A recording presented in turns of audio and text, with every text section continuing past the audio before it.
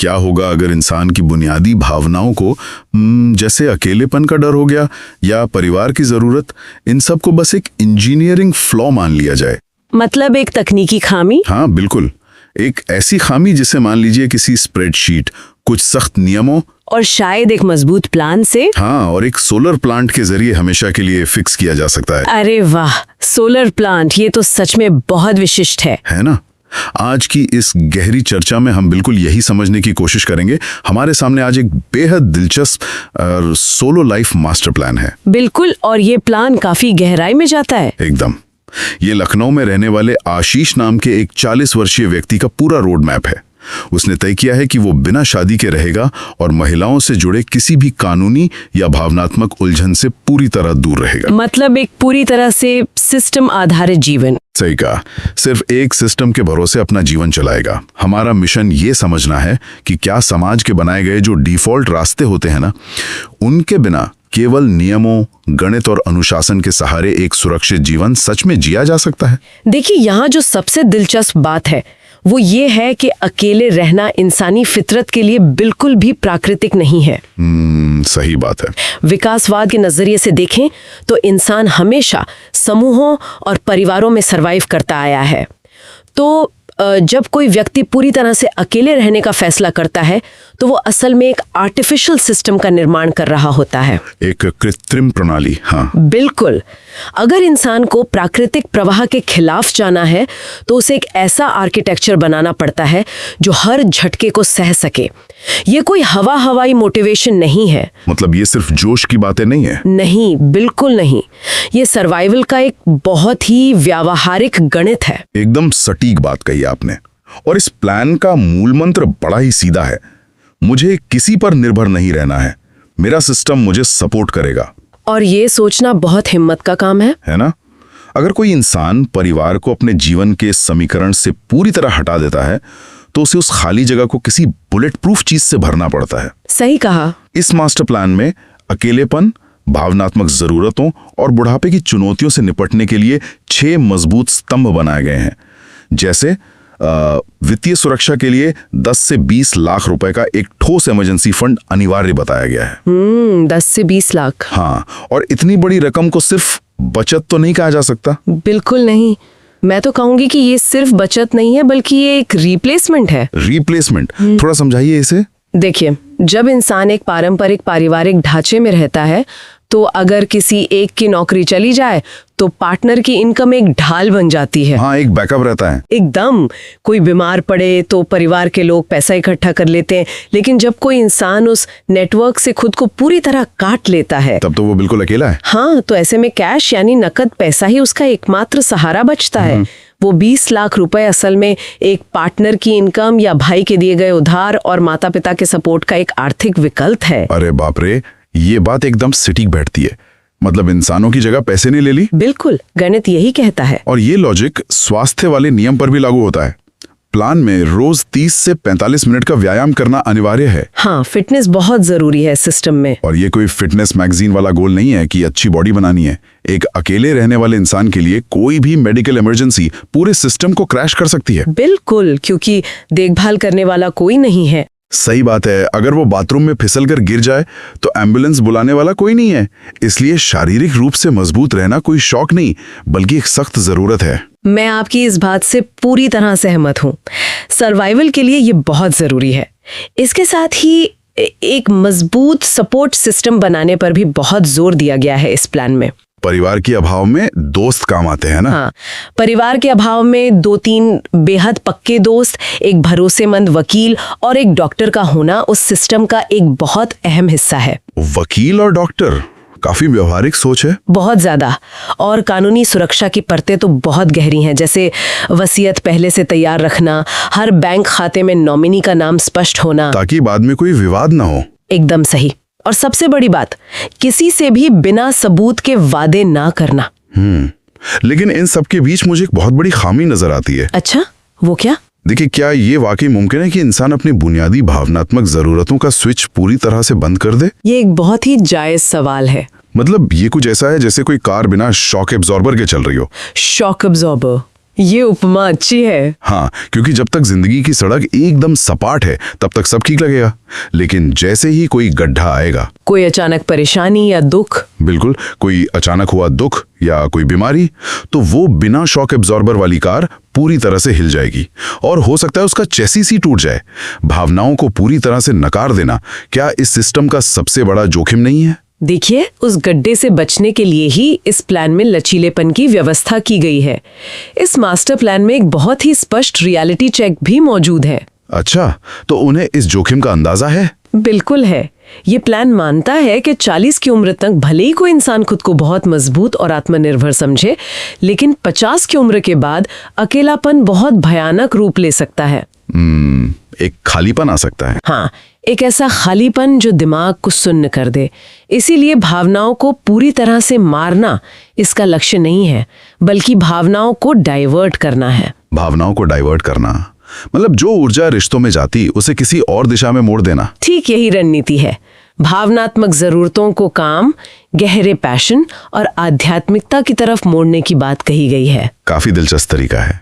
और इसमें एक सबसे अहम बात है, कैजुअल या बिना किसी नाम वाले रिश्तों से पूरी तरह बचने की सख्त चेतावनी दी गई है। ओह, मतलब किसी भी तरह के लिव इन या टाइम पास रिश्तों से दूरी। हाँ, क्योंकि अक्सर देखा गया है कि अकेला इंसान खालीपन के कारण किसी भी रिश्ते में बिना सोचे समझे पड़ जाता है और फिर वो रिश्ता भारी पड़ जाता है। बिल्कुल, जो बाद में भारी कानूनी या मानसिक परेशानी का कारण बनता है। शॉक एब्जॉर्बर असल में यही है कि अपनी भावनाओं को उन जगहों पर निवेश किया जाए जहां से कोई अनियंत्रित खतरा वापस ना आए।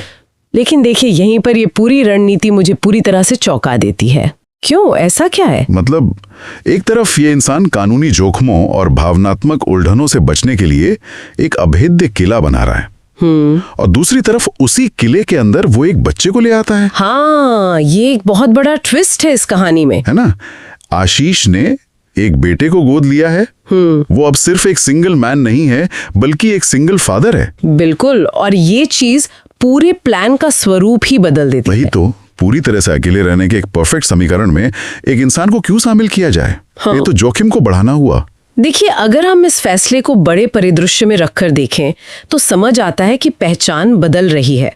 एक अकेले सर्वाइवर से अब वो एक रक्षक यानी प्रोटेक्टर बन गया है। एक प्रोटेक्टर, जिम्मेदारी आ गई है। हाँ, मैं अकेला नहीं हूँ, मैं एक सिस्टम हूँ जिसमें मेरा बेटा भी सुरक्षित है।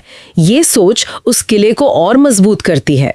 वो बच्चा उस सिस्टम को कमजोर नहीं कर रहा, तो फिर क्या कर रहा है? बल्कि वो एक इमोशनल एंकर बन गया है। इमोशनल एंकर यानी तूफान में जहाज को रोके रखने वाला लंगर। बिल्कुल सटीक। जब इंसान नितांत अकेला होता है तो बिना किसी ठोस उद्देश्य के वो डिप्रेशन या किसी गलत आदत का शिकार हो सकता है। हाँ, भटकाव आ सकता है। लेकिन कोई ऐसा जीवन में होना जिसकी रक्षा करनी है, ये बात इंसान को जमीन से जोड़े रखती है। वो बच्चा उसे एक रूटीन देता है, एक दिशा देता है और भटकने से बचाता है। बात तो सही है, लेकिन इस एंकर की कीमत बहुत भारी है। वो कैसे? वित्तीय लक्ष्य तुरंत दोगुने हो गए है ना। बच्चे की शिक्षा के लिए 25 से 50 लाख रुपए का अलग फंड चाहिए। हाँ, शिक्षा आज के समय में काफी महंगी है। और भविष्य के रिटायरमेंट के लिए भी तो 2 से 3 करोड़ का कॉर्पस चाहिए। कानूनी फायरवॉल भी पहले से कहीं ज्यादा सख्त करनी पड़ी है। कागजात एकदम पक्के होने चाहिए। बिल्कुल, गोद रहे के कागजात एकदम पक्के होने चाहिए। लिव इन रिलेशनशिप या किसी भी महिला के साथ वित्तीय लेन देन से पूरी तरह दूरी बनानी है, ताकि बच्चे का भविष्य सुरक्षित रहे। हाँ, किसी भी तरह के कानूनी दांव पेच में मां फंसे। पर मैं सोच रहा था, क्या एक छोटे से बच्चे को अपने अकेलेपन की ढाल बनाना उस बच्चे पर एक बहुत बड़ा बोझ डालना नहीं है? देखिए, ये बोझ डालने के बारे में नहीं है। ये बच्चे को एक थेरेपिस्ट की तरह इस्तेमाल करने की रणनीति बिल्कुल नहीं है। तो फिर इसका उद्देश्य क्या है? ये एक बेहद सक्षम इंसान तैयार करने का प्रोजेक्ट है। योजना ये है कि बच्चे को शुरू से ही वित्तीय साक्षरता, अनुशासन और जिम्मेदारी सिखाई जाए। मतलब बचपन से ही ट्रेनिंग? हाँ, लक्ष्य ये है कि जब वो बच्चा 18 या 20 साल का हो जाए तो वो अपने पिता का सबसे मजबूत सहारा बने, उस सिस्टम का एक सक्रिय ऑपरेटर बन सके, है ना? एकदम सही। ये सिर्फ पैसे का नहीं, बल्कि समय और संस्कारों का एक ऐसा निवेश है जो भविष्य में दोनों को सुरक्षित रखेगा। और अगर निवेश और पैसे की बात करें तो इस प्लान का जो लखनऊ वाला जमीनी सच है वो बहुत ही अलग कहानी कहता है। हाँ, कागजों और हकीकत में काफी फर्क होता है। बिल्कुल, कागजों पर देखा जाए तो आशीष पहले ही 70% गेम जीत चुका है। 70%? वो कैसे? उसके पास लखनऊ शहर में 400 वर्ग फुट का एक 4 मंजिला घर है, पूरा 5 BHK सेटअप। अरे वाह, ये तो बहुत बड़ी संपत्ति है ना? छत पर सोलर प्लांट लगा है, कार है, बाइक है, संपत्तियां तो शानदार हैं, लेकिन समस्या यह है कि बैंक बैलेंस लगभग 0 है। मतलब वो एसेट रिच है लेकिन कैश पुअर है। एकदम सही शब्द इस्तेमाल किया आपने।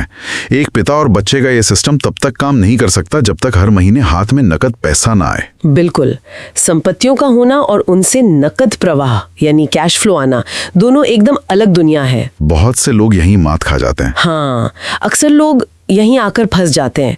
वे सोचते हैं कि करोड़ों का घर है तो वे अमीर है, लेकिन घर खाने को थोड़ी देता है। हाँ, सही कहा, घर से पेट नहीं भरता। इस प्लान की खासियत यह है कि ये किसी नई 9 से 5 की नौकरी ढूंढने की सलाह नहीं देता।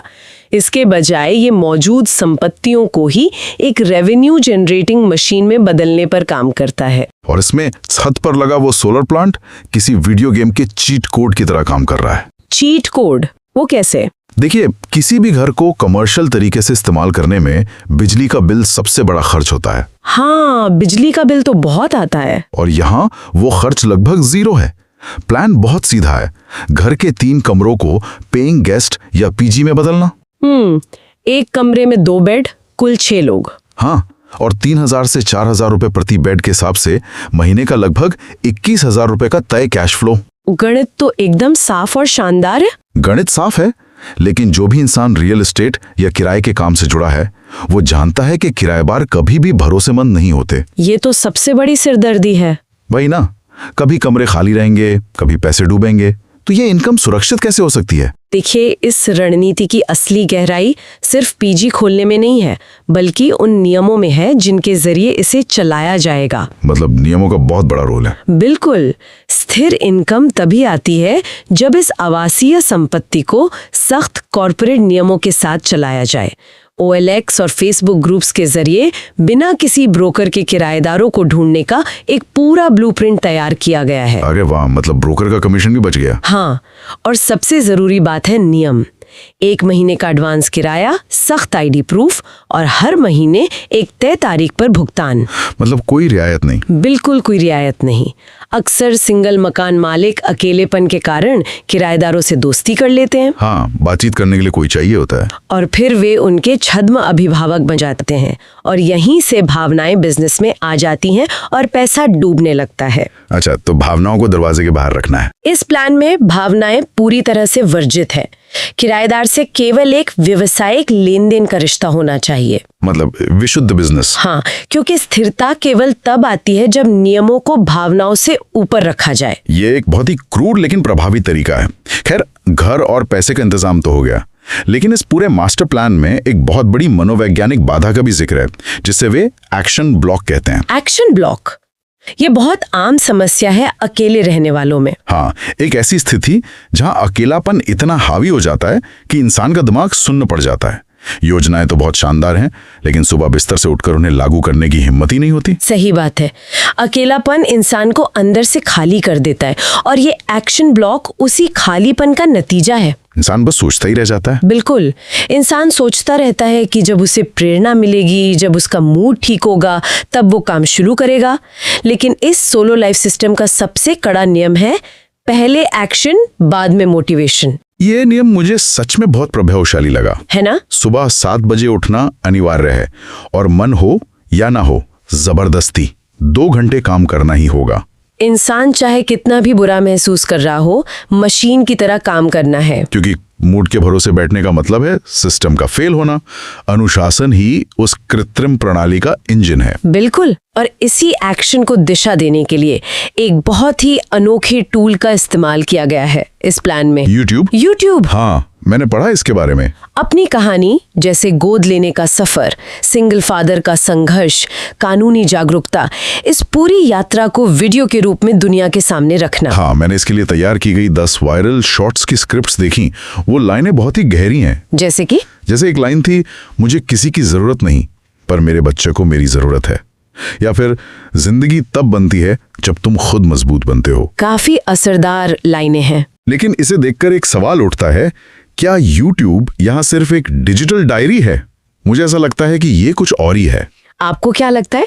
मुझे लगता है कि ये एक एग्जॉस्ट वॉल्व की तरह काम कर रहा है। एग्जॉस्ट वॉल्व, ये एक बहुत ही बेहतरीन उपमा है ना? हाँ। जैसे किसी बड़ी मशीन में जब बहुत ज्यादा प्रेशर या जहरीली गैस बन जाती है तो उसे एग्जॉस्ट वॉल्व से बाहर निकाला जाता है ताकि मशीन फटे नहीं। बिल्कुल वही लॉजिक यहाँ भी है। हाँ, एक नितांत अकेले इंसान के अंदर बहुत ज्यादा ओवरथिंकिंग, तनाव और अकेलेपन का प्रेशर बनता है। अपनी कहानी की स्क्रिप्ट लिखना और उसे कैमरे के सामने बोलना उस प्रेशर को बाहर निकालने का एक सुरक्षित तरीका है। और सबसे बड़ी बात, इस अकेलेपन को ही एक ब्रांड में बदल दिया गया है। हाँ, ये बहुत चालाकी भरा कदम है। जो चीज इंसान को सबसे ज्यादा कमजोर करती है, उसी को पैकेज करके दुनिया के सामने पेश किया जा रहा है। बिल्कुल।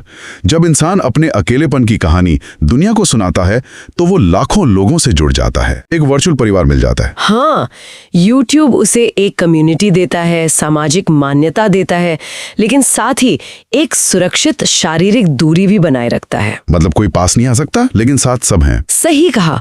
उसे किसी के साथ अपनी निजी जिंदगी साझा करने के जोखिम नहीं उठाने पड़ते और उसका अकेलापन ही उसकी सबसे बड़ी ताकत और कमाई का जरिया बन जाता है। क्या बात है। खाली समय जो अकेले इंसान के लिए खतरे की घंटी है, वो एक मीनिंगफुल प्रोजेक्ट में बदल जाता है। क्या गजब का नजरिया है। तो अगर हम इस पूरे सोलो लाइफ मास्टर प्लान को एक साथ रखकर देखें तो 40 के बाद बिना शादी या किसी रिश्ते के एक सिंगल फादर के रूप में सरवाइव करना कोई जादू नहीं है। नहीं, जादू तो बिल्कुल नहीं है। ये भावनाओं को किनारे रखकर तैयार किया गया एक शुद्ध गणित है। चाहे वो 20 लाख का इमरजेंसी फंड हो, 45 मिनट की एक्सरसाइज हो, पीजी चलाने के सख्त कॉर्पोरेट नियम हो या फिर YouTube को एक एग्जॉस्ट वॉल्व की तरह इस्तेमाल करना हो, सब कुछ एक दूसरे से जुड़ा हुआ है। हाँ, ये सब एक ऐसे किले का निर्माण है जिसे कोई बाहरी इंसान या भावना तोड़ न सके। ये इस बात का एक शानदार उदाहरण है कि जिंदगी को डिफॉल्ट मोड पर जीने के बजाय उसे जानबूझकर कैसे डिजाइन किया जा सकता है। सही बात है। समाज ने हमारे लिए एक बना बनाया रास्ता तय कर दिया है ना। पढ़ाई, नौकरी, शादी, बच्चे, और ज्यादातर लोग बस बिना सोचे उसी पर चलते रहते हैं क्योंकि वो आसान लगता है। हाँ, लेकिन ये प्लान हमें बताता है कि अगर कोई इंसान उस डिफॉल्ट रास्ते से हटता है तो उसे अपना खुद का वास्तुकार बनना पड़ता है।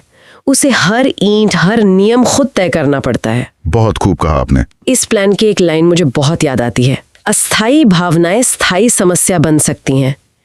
इस एक वाक्य ने ही इस पूरे सिस्टम की नींव रखी है। ये तो है, लेकिन जाते जाते क्या ये अभेद्य किला हमें एक बहुत ही बड़े सवाल के सामने लाकर नहीं खड़ा कर देता? ये सवाल उठना तो लाजमी है। आपको क्या लगता है वो सवाल क्या होना चाहिए? देखिए, अगर हम कानूनी जोखिमों, दिल टूटने के डर और भविष्य की अनिश्चितताओं से बचने के लिए अपनी जिंदगी को पूरी तरह से एक रोबोटिक सिस्टम में ढाल लें, हर रिश्ते को सिर्फ नफा नुकसान और नियमों के तराजू पर तौलने लगें, तो क्या हम उस अनिश्चितता को हमेशा के लिए नहीं खो देंगे जो जीवन को खूबसूरत बनाती है? ये एक बहुत ही गहरा विचार है। ये सच है कि एक सख्त सिस्टम हमें सुरक्षित रख सकता है, लेकिन क्या पूरी तरह से सुरक्षित और भावनाओं से कटा हुआ जीवन अंततः एक सुनहरे पिंजरे जैसा नहीं बन जाएगा? सुनहरे पिंजरे जैसा? क्या उन बेतरतीब, अनियोजित भावनाओं और मानवीय उलझनों को पूरी तरह से मिटा देना असल में इंसान होने के अनुभव को ही खत्म करना नहीं है? ये सच में अंदर तक झकझोर देने वाला विचार है।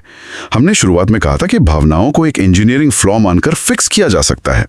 एक परफेक्ट, बिना रुकावट वाला इंजीनियर किया हुआ जीवन देखने में बहुत सुरक्षित और मजबूत लगता है। लगता तो है, लेकिन शायद जीवन की असली खूबसूरती उसी फ्लॉ में, उन गड्ढों में और अनियोजित मानवीय अनुभवों में ही छिपी है। बिल्कुल। क्या पूर्ण सुरक्षा पाने की कीमत अपनी इंसानियत को एक स्प्रेडशीट में बदल देना है? श्रोताओं, ये सोचने के लिए बहुत कुछ छोड़ जाता है। इसी विचार के साथ हम आज की इस गहरी चर्चा को यहीं विराम देते हैं। अगली बार फिर मिलेंगे एक नए विषय और नई गहराइयों के साथ।